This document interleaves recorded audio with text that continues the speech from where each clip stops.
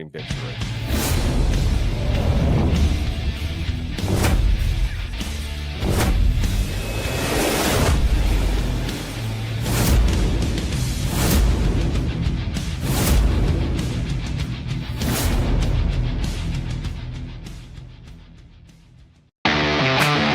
This is Inside the Game, where passion meets precision. Jonathan Turner, Nathan Wangler, and John Natale are your hosts, breaking down every goal, every controversy, every match that matters.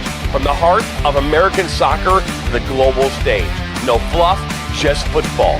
Weekdays at 9 a.m. live on YouTube, Roku TV, Facebook, Twitter, and all listening platforms. Welcome to Inside the Game on the National Soccer Network. Now, here are your hosts, Jonathan Turner, Nathan Wangler, and John Natale.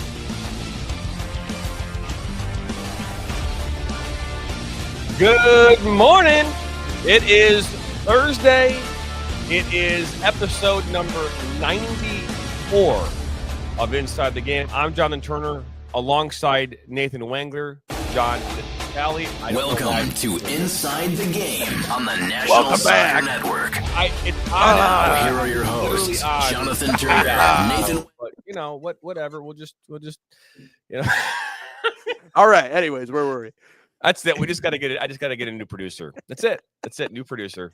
Anyways, welcome back in to episode 94. It's only taken me 94 episodes to get to this point. Maybe I get it right in episode 95. I don't know. We'll get there. We'll get there slowly but surely.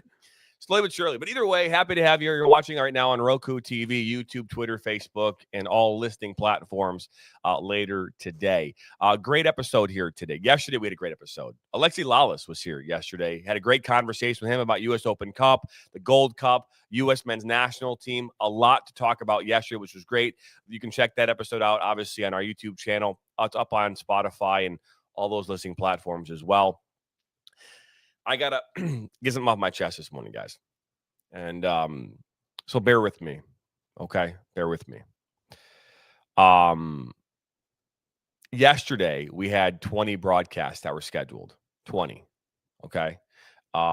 We did 18 of them, okay? And one was canceled, postponed due to inclement weather, so that doesn't count, right? Knocked that out of there. On the other one, unfortunately, they just couldn't figure out their feed situation, so we're working through that with them. While we were about to go on the air last night, my wife got a text from my son, and he's like, Mom, I'm not taking the bus. I'm walking my friend to Target. It sent off a cluster of, emotions from us parents, right? Because my child wants freedom, right? Let's be honest, right? As young adults, what did we want? Growing up, we wanted some freedom. We wanted to be able to go out hang out with our friends. We wanted to go get some pizza and go do stupid stuff. We all wanted to do it. Some of us did more stupid stuff than others. Some got away with that stupid stuff, and some, they didn't get away with it. But yesterday, he's and in the morning, my wife and my son had this conversation because he had gone the day before and he had asked, and she's like, "You're going to take the bus home today, right?" He's like, Yeah, I'll take the bus home. And obviously, as kids do, they get forgetful about, said plans, and things change. And so at 3:00, when he was supposed to hop on his bus, he decided to call mom and be like, "Hey, I'm not taking the bus. I'm walking my friends to Target." And that obviously wasn't happy about that. And so now he's walking with his friends, to Target, which, by the way, in itself doesn't make a lot of sense because the bus actually takes him back closer to our house, and the Target is actually closer from the bus stop to the Target. It's actually closer than it's a longer walk. So, logistically, it doesn't make any sense. But that's the adult, the teenage brain. It's working, right? But be that as it may, here's my gripe. My child wants his freedom, but at the same time, he doesn't want the responsibility that comes with said freedom, right? The responsibility that you have to you have to ask, you have to hold yourself to a certain standard, because again, if you're going to go out into the world and you act like a knuckleheads get in trouble, knuckleheads get arrested, they get, whatever. And I'm not, my son's a very good kid. So, I know, John, you've never met him, but Nathan's had a chance to meet him. And by the way, they share the same name. So, not the Wangler part, but Nathan's could be knuckleheads, but yeah, so anyway, it's like, but my gripe is that as a parent, you want your children to obviously be safe and protected and all that kind of stuff. But I can't be an overbearing parent, right? Because if I'm overbearing, then I'm too protective. And then that really then the kid wants to come out of his shell, and that's a whole other thing. So trying to find that balance is one of the hardest and most challenging things as a parent. And some parents just say, they kind of wipe their hands clean of it and say, yeah, we'll just let them just kind of go out there and see what happens. I'm not in that position. And to be fair, my son, of all three of our kids, is the one that's going to probably create, in his teenage years, will probably be very much like me. A knucklehead, do stupid stuff. I mean, growing up, I was an idiot. I'm still technically an idiot, right? But I was definitely an idiot then. In the summer of this is what I was dealing with when I was in my summer of between 8th grade and freshman year. I had my buddies, and they're like, but the bike summer, right? You're riding your bike everywhere, right? We're trying to find ways to stay busy. And one of those ways was to go door to door and say, we were at the Cub Scouts and we're collecting pop bottles, right? And we were getting pop bottles from garages, right? And taking that. We made like $700 that summer from just getting pop bottles and going up to people's doors and saying, we were at the Cub Scouts and we're doing a pop bottle drive, and give us our pop bottles. Awesome. Back in the 90s is what we did, right? The other thing that we did is someone came to me one time with needle nose pliers and like wire cutters, and we're like, let's go take hood ornaments. So for an entire summer, I was taking hood ornaments off cars. It didn't matter what car it came off. It was just fun. You just go up. You incriminating yourself right now, JT? The statute of limitations have run out, apparently. Oh, past. I mean, let's go, man.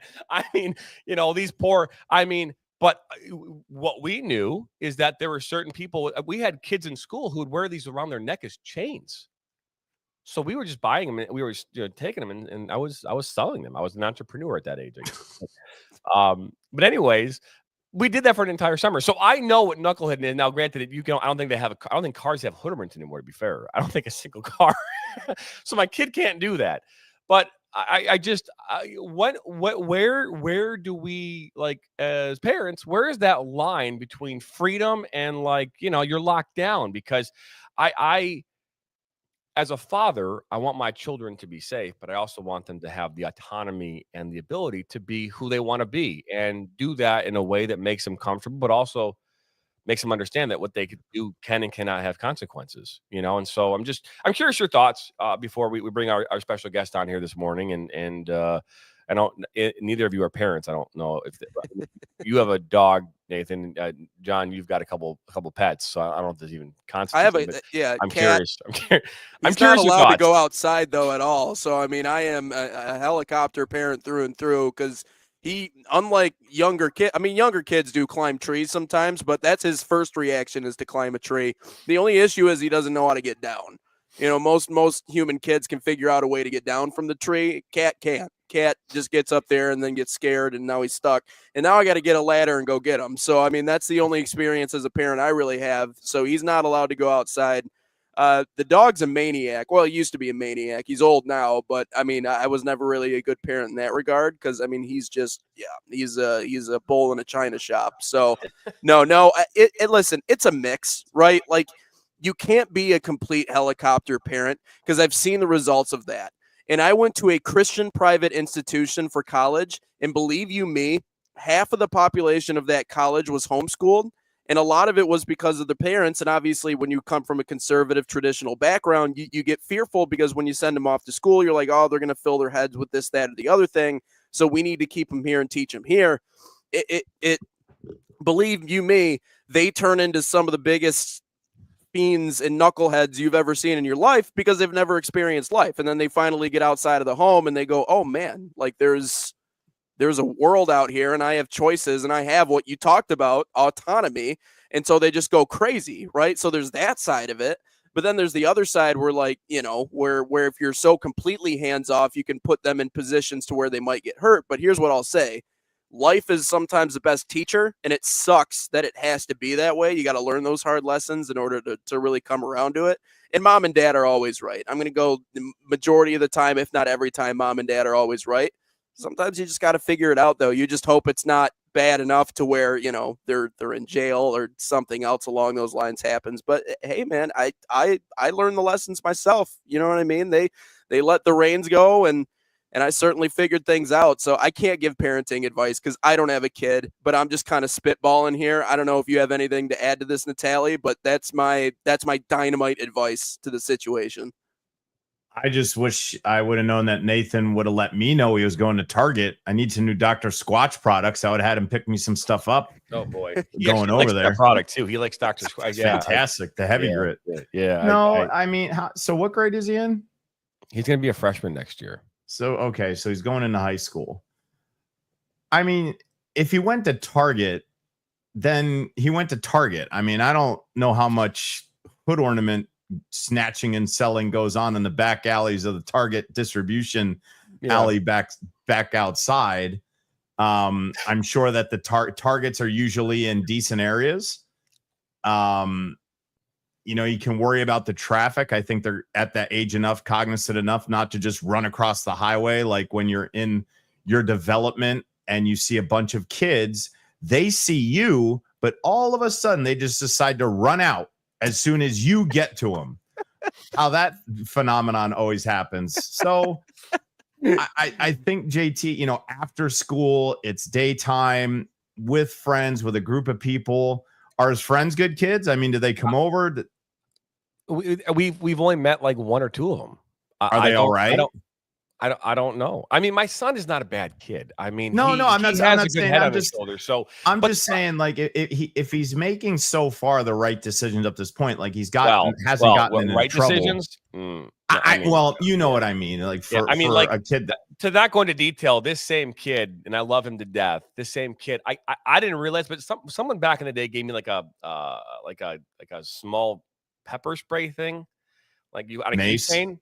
Maybe pepper, like a pepper thing. Anyways, I used to have my office in the basement, and I guess it was in a drawer, and he found it and started spraying it in the basement like last year. It's like, you know, he found it, he blasted me once, but like Nathan said, you know, curiosity will kill the cat. I mean, that's one of those things where you find out one time, and I guarantee for the rest of his life, he'll never spray that again.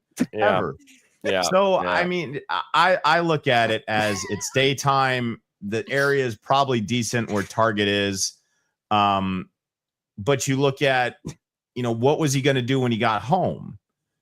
Would he do something constructive? Would he build Lego? Would he mow the lawn? Would he do some gardening outside? Would he be productive? I mean, I don't know. I'm just picturing a world where you tell him to do something and he just blasts you with pepper spray. Nathan, I told you to put the graphic up on the screen. Oh crap. Or just now, if his back is ever turned and JT's like, Nathan, what did I say? He just turns around and he has it like this. Oh, okay. I don't know. All right, fine. What did you say, Pop? Go to Target. You're good. Target's fine. Go to Walmart if you like. I could rant for days on this topic, but either way, we had a great conversation yesterday with Alexi Lawless, and we're going to continue a conversation today, talking U.S. soccer, talking U.S. Open Cup, talking MLS as well. We have a great guest here. They have a co-host of No Business Soccer podcast, currently at 71 episodes in, which they do, I think, 2 shows a week. He's normally joined by hype man Victor from that show, but we've got Adam Manjana, Snooze, joining us here now on the show, and I hope I pronounced that correctly. Is it Manjana? Magana, actually. Magana. Yeah, but it's all good, you know. No, it's not good because we're in the broadcasting business, and if we get the name wrong, it's all crucified. Wrong. It's over. But snooze is way easier. You just snooze. It's I know, fine. But I still want to give you cred. You know what I mean? I appreciate it. No, I appreciate it. Welcome to the show.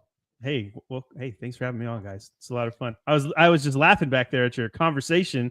I don't have a kid that's old enough to make those decisions yet. I have a 6-month-old daughter, so new dad. But I was, oh, thank you. Congratulations. So I thought you were going to tell me how to how you handle this situation. Cherish it. Interesting. Yeah. Cherish it. Yep. Hold, girl, boy. Girl, daughter, yeah. Cherish her, hold her. The moments that you have right now, they will come and they will go. And those are the memories that you're going to have, because when they start to talk and they can walk and throw stuff at you, you still love them. But it's it just, you go back. I mean, my youngest, who's now 12, our baby, I mean, she'll from time to time still kind of roll up in bed with mom and dad and just kind of like hang out with us. But the other ones want to be a football field away at all times, right? So yeah, it's like, of course. That's I couldn't imagine though having my kid walk by themselves to a store. I mean, maybe it gets different when they're a little older, like your son you're talking about, but that's just the thought of that scares me too. So I'm with you on that. I'm with you. It's just weird and people to be fair, out there, it's not man. so much about exactly the going to Target. It's the fact that he was supposed to go on the bus. So for us, it wasn't that he wanted to go to Target. It was that he had changed plans and we weren't in a position to even authorize it in the first place. Yeah. And that really was the biggest thing. It's like, hey, if you're going to do this, we need to know. We need to know where you're going to be, right? Because that's the thing, right? Is understanding where you're going to be and when. Because we just want to. I don't want to be a helicopter parent, but I also don't want to be left in the dark, right? So that's kind of like the thought process. I know John had a lot. Go ahead, John. What do you got? No, it's this is the most damning Target story I've ever heard of my life. Isn't it weird though? Like it used to be like people like left their doors unlocked and you could just walk everywhere. That's the and thing. Like no one. Right. Well, it's like what JT said. The stuff that we did in the 90s and the late 80s and everything. I mean, walking to Target, that was. I mean, my parents would be, please go to Target. Don't do the other stuff you're doing. Please go to Target. And while you're there, pick me up this. That's what you should have done. You should just say, all right, well, if you're going to Target, pick me up Here's this. your mission. Here's your mission. You have a mission to buy X, Y, and Z. Yeah. Well, I mean, to be fair, there wasn't a Target really by my house then. I don't think Targets existed in the way they do now then, right? I mean, that was 25 years ago. Either way, enough about Target. Let's talk right now. Let's talk right now about soccer in this country. Okay. You guys have a podcast. It's called No Business Soccer, right? So obviously let's talk about that. First off, what led you guys to start a podcast? And more importantly, what compels you to even do this in the first place? So the thought behind it, actually, we I think you said 70, 71, we're maybe a few episodes shy of going into 75. It's just it was a thought I had because I wanted a show that I can go into and get a recap of European soccer. So I know we're here to talk about U.S. soccer. Our show specifically, we cover the Premier League, La Liga, Serie A, and the Bundesliga, and we do a recap and a preview every week. So it's just kind of like going through it. And the reason why I wanted to do it is because I know there's a lot of people that might be wanting to get more into soccer, into those leagues specifically, but maybe don't have a lot of time to watch the games or catch up on what's going on. So my thought process was, hey, I want to have a show that can quickly recap these leagues and then go on with your day. If you wanted to look into it more, you can go into podcasts to talk about the stats and all of the details, but we're just talking about what happened and the facts. But we also cover, we're based in Austin, so we have our Austin FC Minute. And then we also cover Wrexham because that's a big deal right now with the show and everything going on. And so the thought process was to kind of make it a more fun show. There's a lot of podcasts out, but a lot of them tend to be more dry. They're British based, which, hey, it is what it is. But I wanted to make something a little bit more fun, and that's kind of how it came all around and came about last summer, almost a year now. So crazy. They have a certain style about them, don't they? Sometimes it can be a little dry. Even the play-by-play commentary, I find that funny, and it's interesting because when I'm taking mental notes, doing play-by-play here for NSN, like even watching those broadcasts, a lot of times those guys will just kind of let it sit for like 2 minutes. I mean, they'll just let the action speak for itself. Which, I mean, me personally, we talked about different parts of the world, different styles when it comes to that. I certainly appreciate it. But you were talking about there is a lot of popularity surrounding the international game where you are. And obviously with all the different tournaments coming up, championships that those bars are going to fill up, just generally speaking, What is your soccer background? What got you introduced to the game? And did that parlay itself into obviously starting the show? Yeah, absolutely. I actually, it's a crazy path that I got to the love for the game because I didn't play any soccer growing up. I didn't watch it. My house, we were football. We're in Texas. It's all football yeah. and the American kind. So how it came about, how my love for soccer came out is the World Cup 06. We were helping a friend move to another city. They had a pool, and at the pool there was a cabana, and we just watched all these games. I'd never watched a single game of soccer in my life, and I just fell in love. And we were out there every single morning until 8 a.m. all the way through 2 p.m., whatever it was, watching that whole tournament go on. And then from that, I just kind of built up from there, watching the next World Cup and then picking teams and then just kind of growing that part of it. And that's why whenever we talk about MLS, I haven't been the most avid watcher. I love Austin FC because it's my city, it's my home. But I don't really watch it too much other than my team. But I've watched a lot of the European teams because that's what I kind of grew up on, I guess is the way we call it, grew up on it. But yeah, that's my story. That's how I came into the love for soccer. And then that's why I want to kind of show more people about that. Get it out there, I guess is a good way to put it. And I guess to that point, with the World Cup coming in, we talked about this yesterday with Alexia Lalas, and he mentioned the importance of executing on the World Cup coming here to the United States. Now, obviously, we're not the only host site. Canada will have games, Mexico will have games, but the last time it was here in the States, oddly enough, we talked about it yesterday, he was on the team. I mean, it was 1994. Yeah. And he mentioned how much of an impact that tournament alone had on the American soccer landscape. And I thought it was interesting because, we can talk about MLS here in a little bit and the popularity of that league or maybe the lack thereof. But he actually talked about how there are a lot of soccer fans, right? Soccer, generally speaking, fans in the United States. The MLS has an issue attracting a lot of them, mostly because they don't focus on getting people to be MLS-based fans. They're fans of the international game, and we see that a lot. From where you are, do you guys plan on doing more World Cup action? What do you want to see the World Cup be, and what do you think the impact could be of bringing it here to the United States, that same tournament that you fell in love with back in 2006? So I think it's different. The landscape is different now because, to your point, there's not a whole lot of I don't see new soccer fans coming through the World Cup being here. And there's so many already. It's such a popular game now. Now, maybe there's the mutual that wouldn't watch it, and they're kind of converting those over.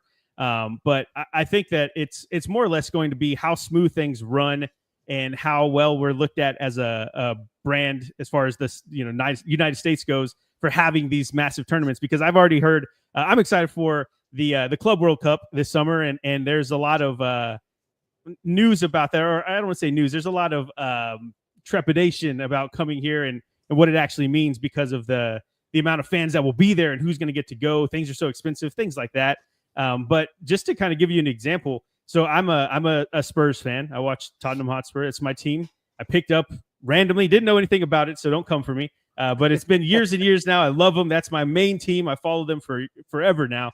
And we have a local bar here. Maybe we'll shout them out, Mr. Tramps. And so that's where all of our Austin Spurs go. For the final, right? They played in the Europa League final against Manchester United. There were at least 250 people there watching this game at this pub in Austin. And it was insane. It was amazing.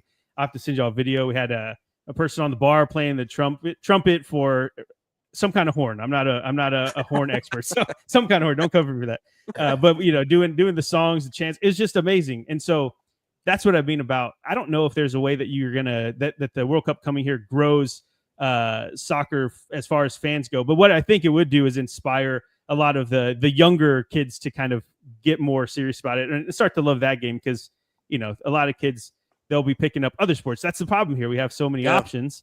Right? Yeah. There's so many options: baseball, basketball, football. Where does soccer go on that list of sports that kids can play? And I think that what might be the best benefit from it. But yeah, I don't know if there's a way that you're going to get more soccer fans because I think there's just so many. I think it's grown since the 90s. To that point, Natalia, I just wanted to work one in really quick. Is there something to be said and we've talked about this on this show previously, the importance of just getting someone to watch the game at a high level is something that's really important. Something you mentioned, I was actually in Ann Arbor, Michigan, here with the University of Michigan. My dad and I were actually going to watch a baseball game, and we had stopped into an Irish pub in downtown Ann Arbor. I believe Man United was playing that day, and I forget off the top of my head who they were playing, but we went into the bar, and I mean, it was filled up. It was rowdy. It was everything like that. My dad is very much, of the, I guess the OG breed. He's a good All-American guy, not really into soccer, loves football, loves basketball, loves all these other things. But I'm seeing the look in his eyes as we're continuing to watch, and I'm kind of teaching him about the inner workings and what's offsides and what's this and what's that, what's a corner kick, just the basic things. And I could tell he was kind of getting into it a little bit. And now we have more conversations because he knows I'm in the soccer space. So he's trying to learn about different things. But just that simple experience of just seeing a high level game, being around the high energy that's in that building was enough to make him go, oh, okay, well, so soccer isn't this, deadbeat sport that maybe we made it out to be our entire lives. This is pretty cool. Is there something to be said about, with bringing it here, just getting more people in the stands and more people to see high level soccer to go, oh, this game's electric. I want more of this. Was that for me? Yeah. Yep. Oh, I didn't know if you were talking to. Yeah. Yeah, I think so for sure. Yeah. Hey, I was listening. You were waxing poetic there. I agree, because that's kind of how it works. If you watch and now people are going to come for me on the MLS side, but if you watch a lower level team in any sport, it's not going to be as fun. There's not going to be as much drama. There's not going to be as much skill shown. And so, for instance, on my end, I started to like soccer, get into it, watch these games. None of my family did. We've never watched soccer at all.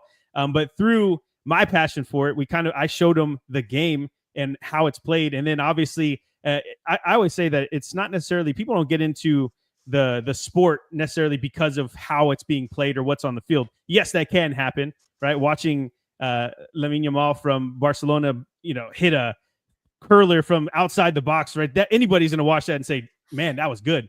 But what really gets people into the game is the stories and the atmosphere. If they know the players, if they're emotionally invested, and then if you have the atmosphere that usually at U.S. Sports, whether it's MLB or NFL, it's just different when you go to a soccer game in Europe. And that kind of the way that you see the not only the skill level and the high level of the game, but then also the atmosphere that comes with it, that brings more people into it if you're mutual, or if you're kind of like, should I watch this game or not? That's what got me into it. It wasn't necessarily I knew the players yet. It was just the energy that they're playing with it and the way that they were able to do it. What really fascinated me is because I never played soccer before I started watching it. I was like, how can you get your feet to do that? Like, it's crazy. Yeah. In football, we watch someone catch an over the shoulder long haul and you're like, man, that's awesome. But they do that with their feet. That's insane. So yeah, that kind of is my stance on it. My dad never watched it either. He's this kind of similar to your dad. Now he loves it. He's Austin FC through and through. He's watching the games for me. They're Spurs fans now, right? Because they see it through me. But right. that I think that's a good point of it is seeing it on high level and then being in the atmosphere, or not being in it, but at least seeing how those games are played in Europe and World Cup. Snooze, my soccer fandom, truly, I mean, I played when I was a wee tot, but didn't really play soccer. If we were playing and a butterfly came out of the grass, we would chase that instead of the ball. So most of us. But I don't know if you're familiar with the old NISL, the National Indoor Soccer League, how popular that was way back when. We fortunately had the Cleveland Force, because I'm from Cleveland, and they played at Richfield Coliseum where the Cavs did. And that place held about 18,000 people, and they sold out every game. And they had one of the coolest entrances because it was a Cleveland Force, and they would come out to the Imperial Death March with fog and all this stuff. And it was just cool. Fast soccer. I mean, I can remember 8, 9, 10 guys from that roster, and I was maybe 5 or 6 years old when that happened. And so the way I watched soccer was it was really cool, and then it disappeared.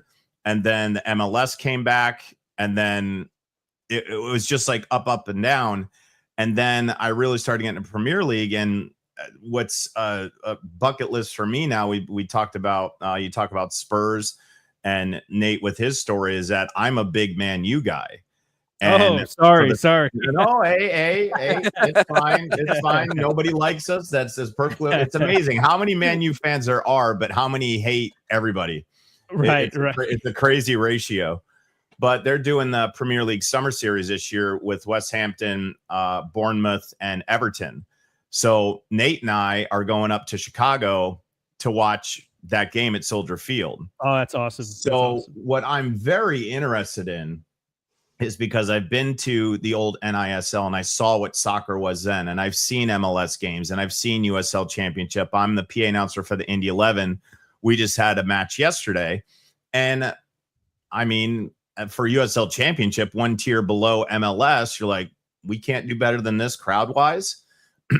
But with that being said, I'm really curious, going to your point of how, with the World Cup coming next year, and you have 4 Premier League teams playing up in Chicago, they're going to be at MetLife, and they're going to be at the Mercedes-Benz Dome in Atlanta, what that looks like. Because those are going to be your soccer enthusiasts. Those are going to be the people who base their soccer off of what happens across the pond. They're going to pretty much know the rules of regulation, or there might be some there that, oh my gosh, I've heard about these. These are the teams I've heard about, but I don't know how they play. Do you think that's going to happen in the World Cup coming up? I know we were discussing offline about some things where current things are maybe prohibiting fans alike, and some teams that may have some trouble getting here as opposed to Canada and Mexico. But do you think on that line, what I just said about where I started and then you guys saying that, Spurs are your team, and then Austin and all that kind of stuff, do you think it's smart or to gain a new fan by, let's say, a 9-year-old, whether boy or girl, getting ready to play, to watch soccer at maybe not as a high competitive level, to say, you know what, I can do that. And that's something that looks fun. I get to run around. I could probably be with my friends, but I think I can do that. Or expose them to Premier League play or Serie A or something on the highest level where they can be like, wow, look at that. Which one do you think is the biggest grabber? I'd probably say going to see a match like in the Prem or something like that, mainly because you're going to see the development with the relationship in players.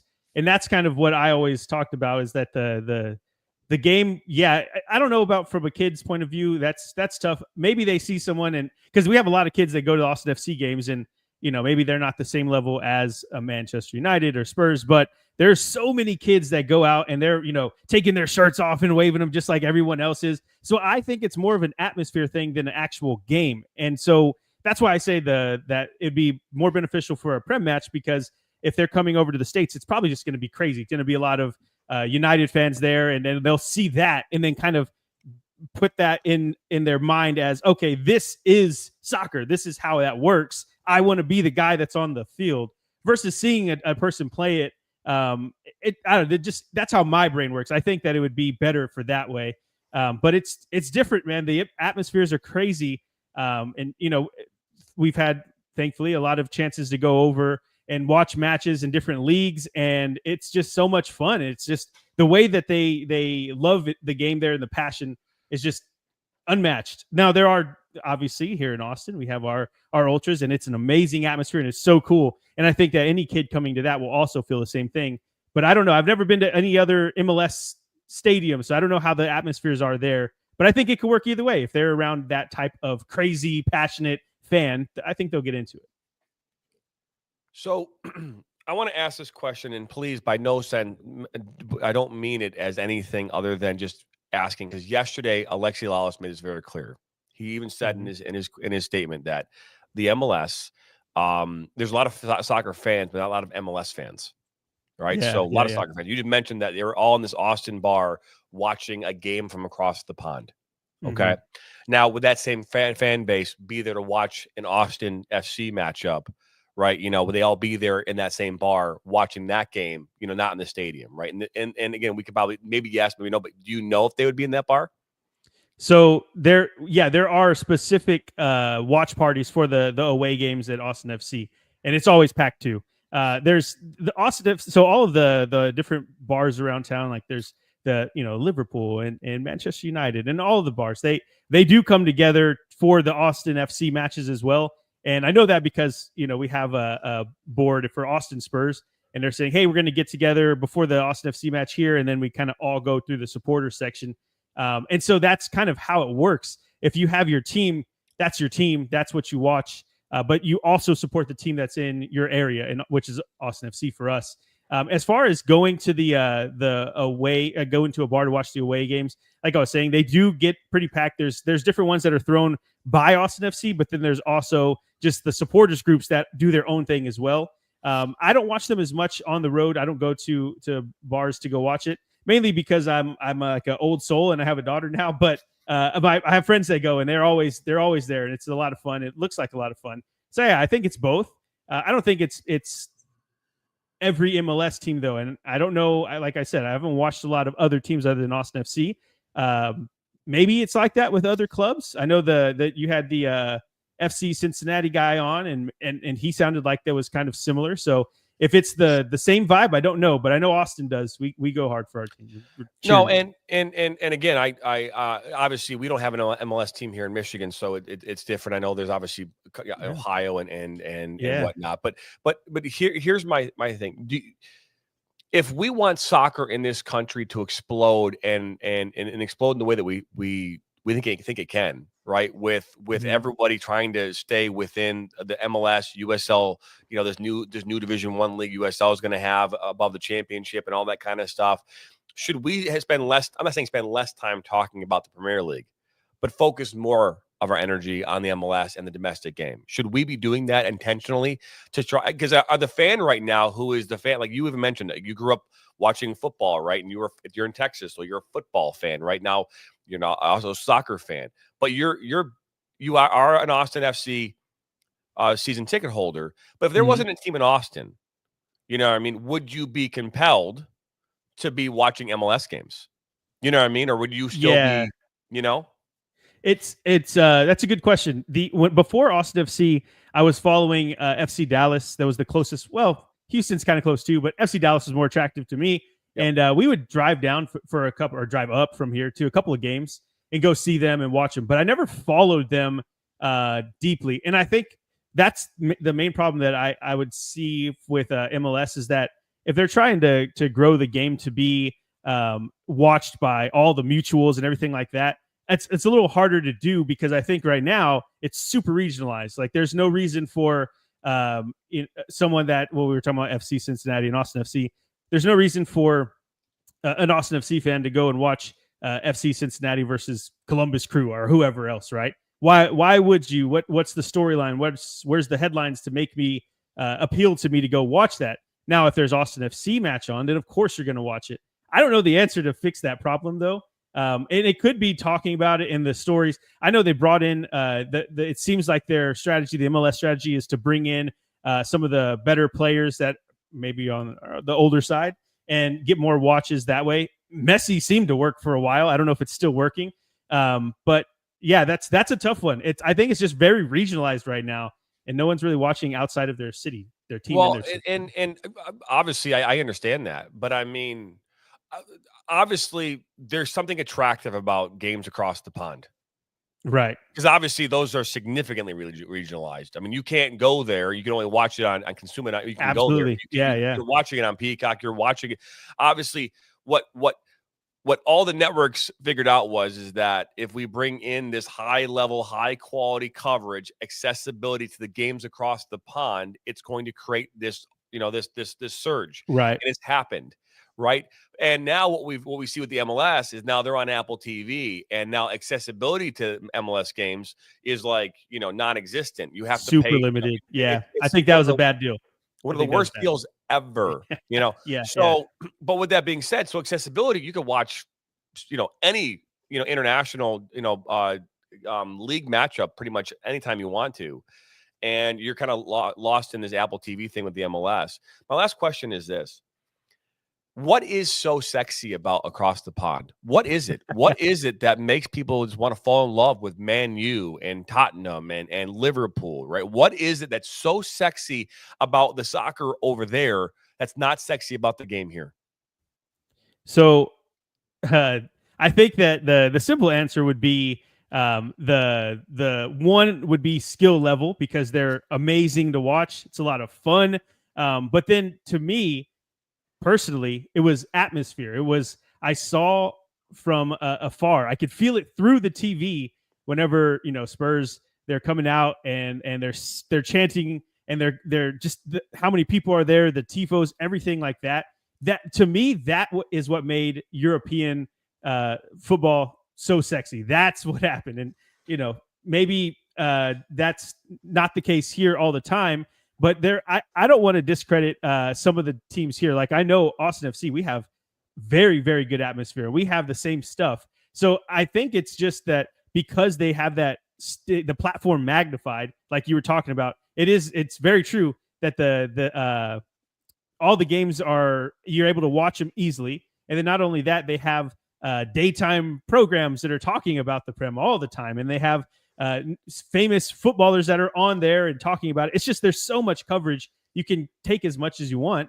And for the MLS, it's kind of not that way. And to your point about the Apple TV stuff, we in Austin, we have a team that's 4 or 5 years old now. And we had maybe 1 or 2 seasons where we could watch it on our local channels. And so people that wouldn't watch soccer that are here in the States or here in Austin would be just turning it on because it's the local team. Now they can't do that. They'd have to pay for something to watch a team that they don't know if they like. And so there's no way to bring in more people that are the mutual.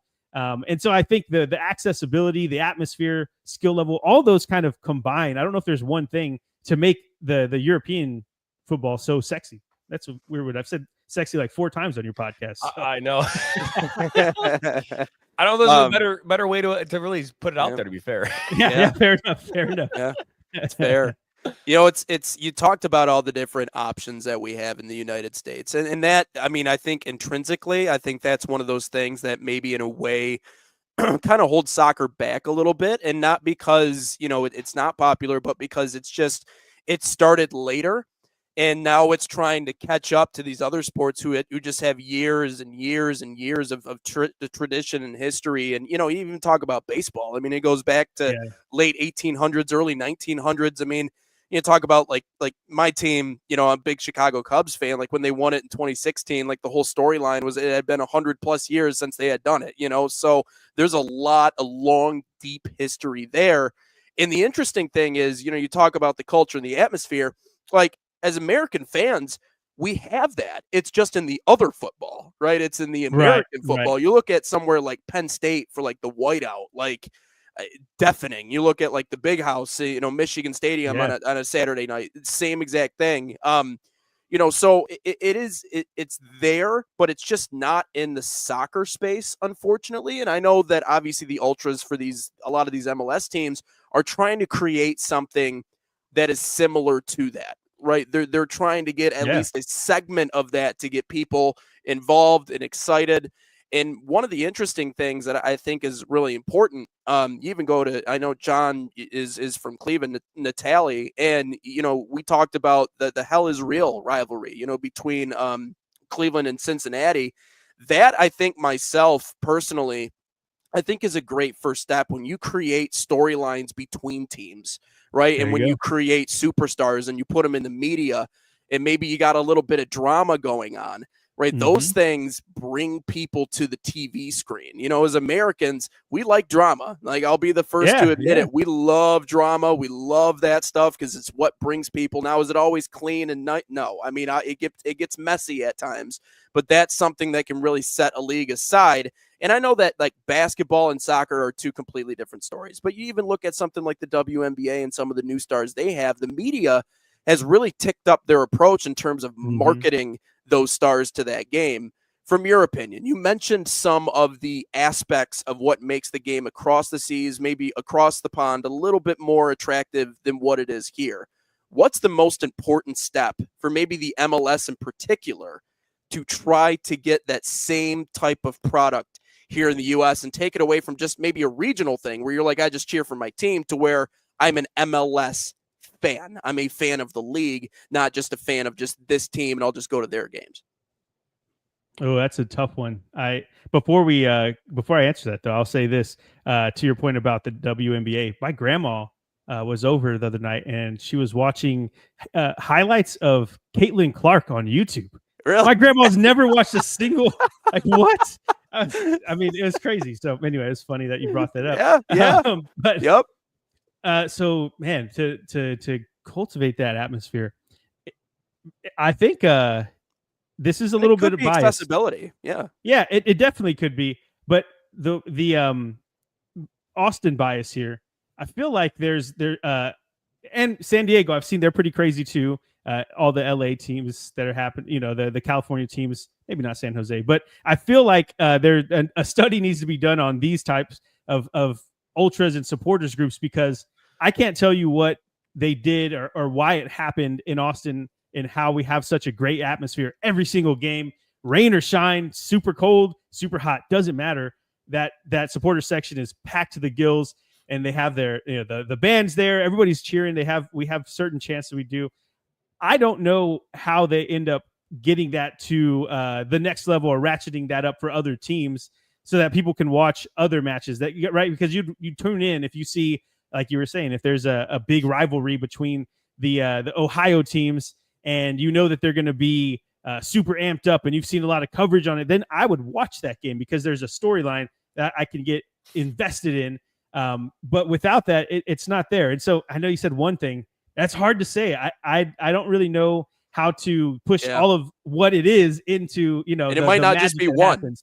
Yeah. Right. But I would say that do you guys go to any MLS games, or have you been to any recently well, there's not a team near y'all, right? Columbus Crew is the closest one. I've been to a Columbus Crew game. Okay. Yep. Okay. Yep. Is it the atmosphere? Cincinnati. And how is the atmospheres at those matches that you go to? They're really cool. I mean, Right. I mean, the soccer environment in these environments, the supporter groups. I mean, that's what gets these games going. I mean, even in like the USL Championship, the League One games, you'll see these supporter groups. Like Detroit City FC, I would argue probably has one of the strongest fan groups, in all of USL Championship. And now you probably put them against some MLS sides, but they get.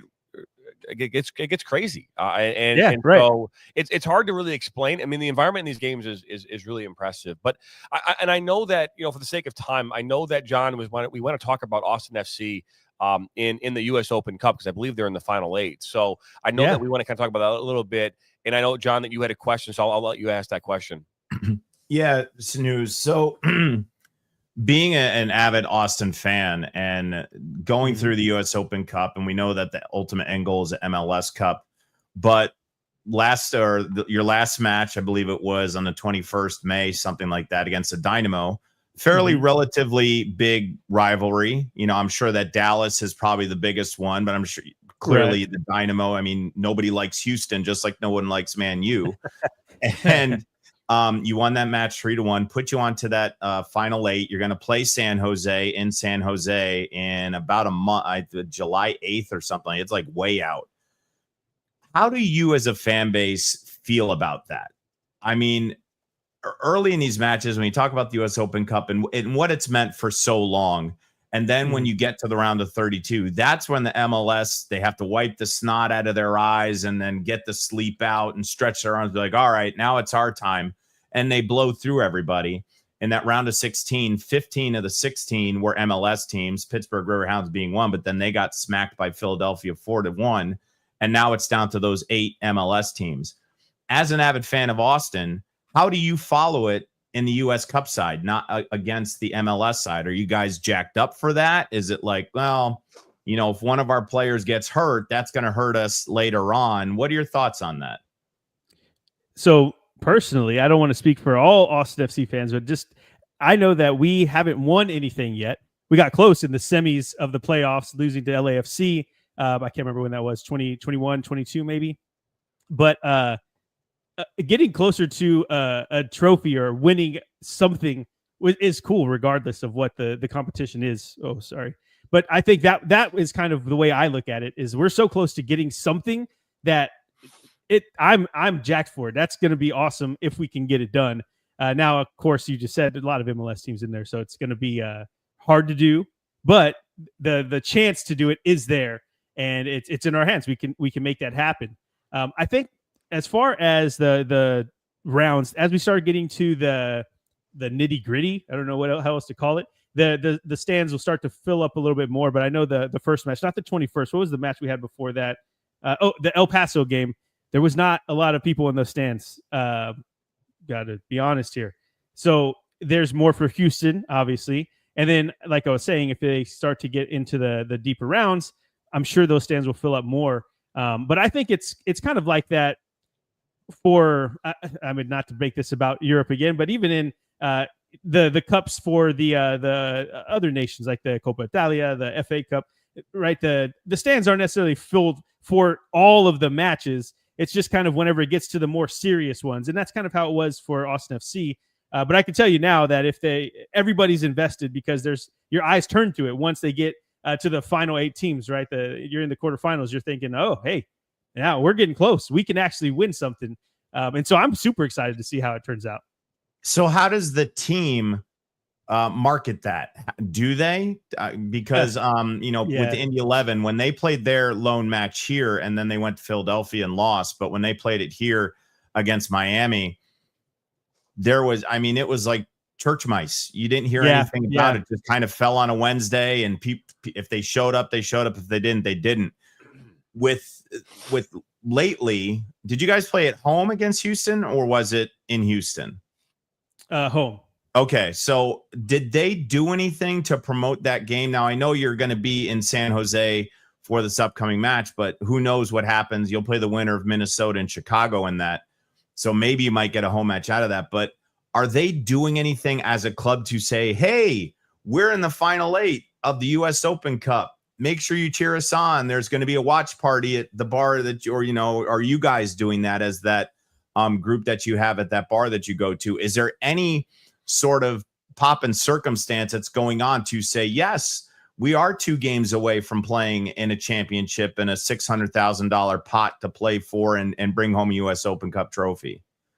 Yeah, the game against Houston was definitely different as far as the marketing going for it on the Austin FC side and the supporter side, because there was it's a rivalry. So of course it was ratcheted up again.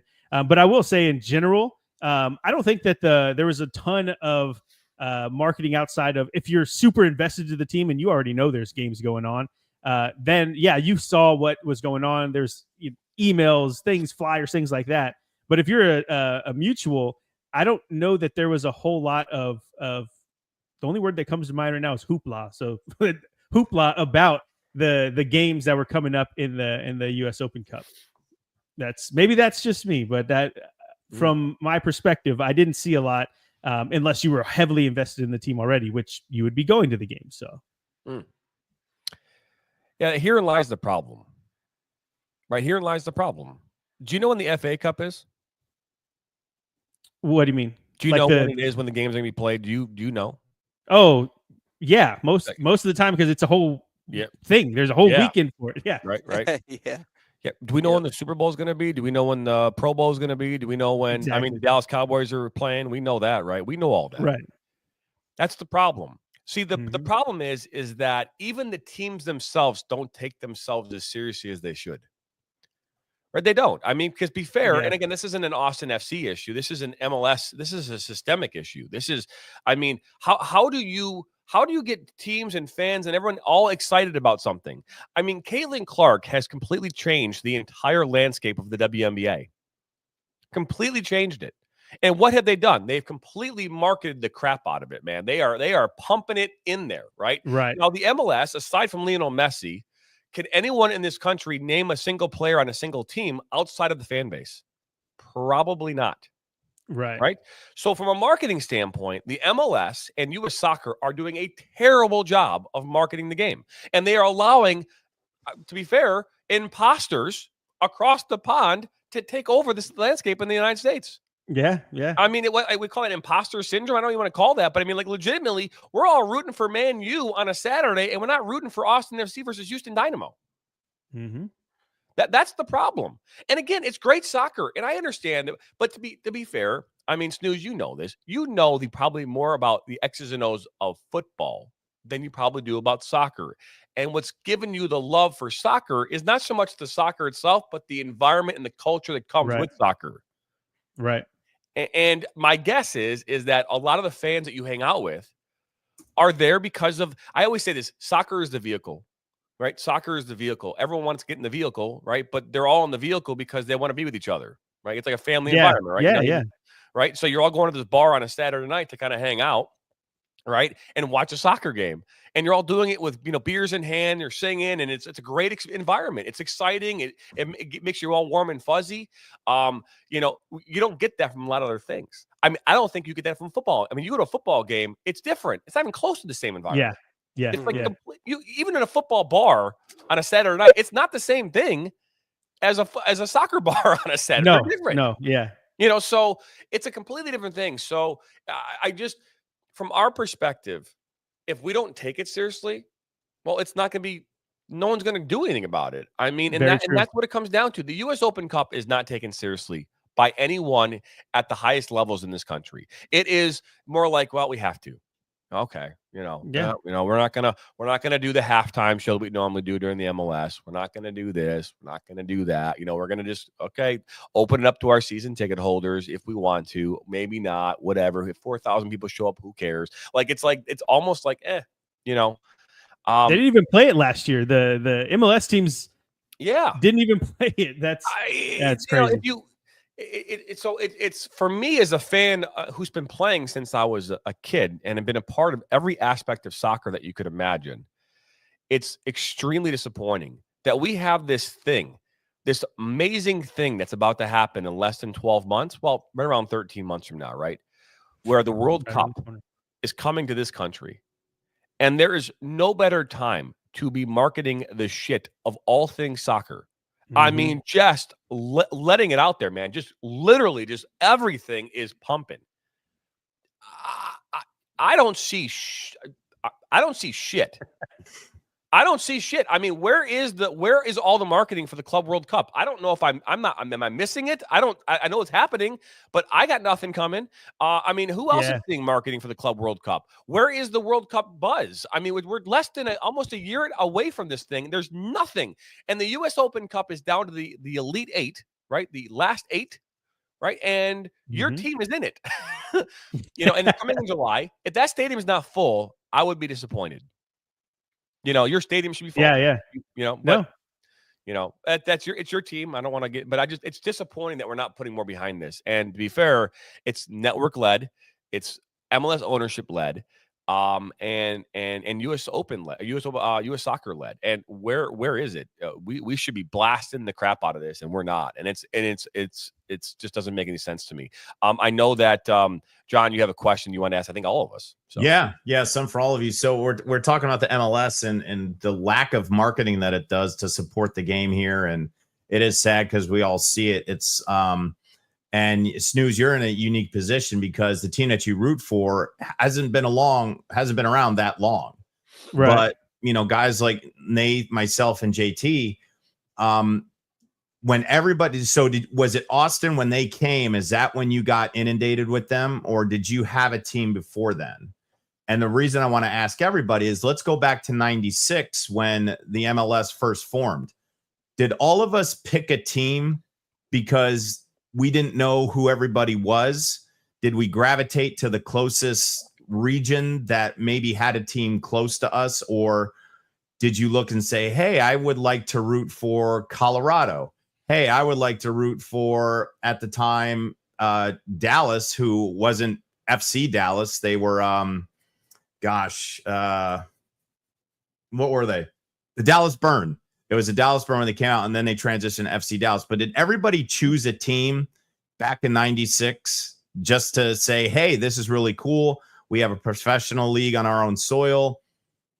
Curious to know that from everybody. I was 18 At the time, so I take it back. I'm sorry. I was a sophomore in high school, so I've been about 15 or 16. 16. So I mean, to be fair, it was I kind of like, what is this? You know, I mean, because at first when they came out, they had this weird penalty shootout thing at the end of games. It was kind of a weird thing that they were doing. It was kind of more. I almost felt like it was like a punchline. I didn't know how serious it was yet, right? So Yeah. you know, at that time, I was watching the Red Wings winning a Stanley Cup in 1996. I think it was their first, or it was 97. It was like that same time period, like when that was all happening. So I remember watching the Stanley Cup, and I remember there's some MLS games on ESPN. That I was like, oh, well, that's cool. So it wasn't like a real thing yet. I think for me, I didn't start taking the MLS seriously probably almost in the early 2000s. Because it was only 3 or 4 years old at that point, right? So I'm curious everybody else's thoughts, but I mean, Nate was just born, so Yeah, I was born in '96. But yeah, who'd you pick, Nate? yeah, I was a little preoccupied God, that at makes the me moment. so old. God, I was picked the born in Cleveland Browns. Jesus. Oh, I will say, if I were to, probably Chicago, just because I've spent so much time in Chi-Town and I had family there, and I'm a Cubbies fan, so I would probably just go with Chicago. I'm not going to cheer for a Columbus team. You can't make me do that. So I'll cheer for Chicago. okay. And Yeah, JT, have you gravitated towards a specific team, or you just like the league? I don't even know if I say I like the league. You know what I mean? Okay. I haven't watched an MLS game in probably 4 years. And it's not because I don't like. So first off, to put this in perspective, I said this a lot. I don't watch any soccer anymore except the TV screens that are in our studio where we're broadcasting them. So that's the only games I have time for mentally. But again, we don't have a team here. So if I were to say what team I gravitate towards to, it'd be a USL Championship Detroit City SC because they're literally 20 minutes from my house. Mm-hmm. You know what I mean? So, or 15 minutes from my house, and we've called games in that stadium, and we've done stuff for that team. So that would be the only thing I could say about that. Columbus, I've been to Columbus Crew and been to that Lore.com stadium. I've been to historic Columbus Crew Stadium too. Both environments, very cool environments. But I believe me, I do not root for the Columbus Crew. I want to make that abundantly clear. I don't want that to make its way anywhere near, like the stratosphere. Because that is also a place where there's another team that happens to be very much not liked by people here in Michigan. So I just want to make that very clear. Do not. I'm sorry, that whole city is just poison. But can we lay off Ohio? Let's change topics. Let's move off of Ohio for a second. Oh no! Good Lord! Every time snooze, it happens. It happens. They go. I love it. I gotta fit one more quick one here. I was scrolling through your TikTok. You're talking about Jens Odegaard. I don't know if I'm pronouncing that right. At Bologna. Had what looked like a big bite mark on the back of his neck. I don't know if it was like some medicine he was taking, but that thing was freaky. I was laughing at that video. You talked about how you were going to mention the zombie apocalypse and advice on what to do in a zombie apocalypse. Well, what's your plan? Yeah, so it turns out it was not a zombie bite, believe it or not. It was just some kind of rash. Yeah, crazy. But it was nasty. Right. But yeah, I think being out in Texas is a little bit different. I don't know how close everyone is. We have a lot of area a lot of room here. Yeah. So I feel like zombie apocalypse, man. We're getting guns and we're camping out and making a big way around us so we can keep an eye everywhere.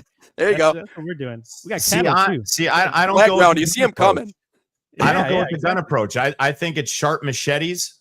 Okay. Stabbing them. All right. No, just heads off. That's how they go. Heads off. You heads win. Off. I mean, a gunshot. You got the double Bring tap more rule of them. in Zombie Land. So if you got a machete, just good length, give a perimeter around yourself, and you're good. You're good. There's a lot of hills around where I live, so I'm finding the highest vantage point I can so I can see everything.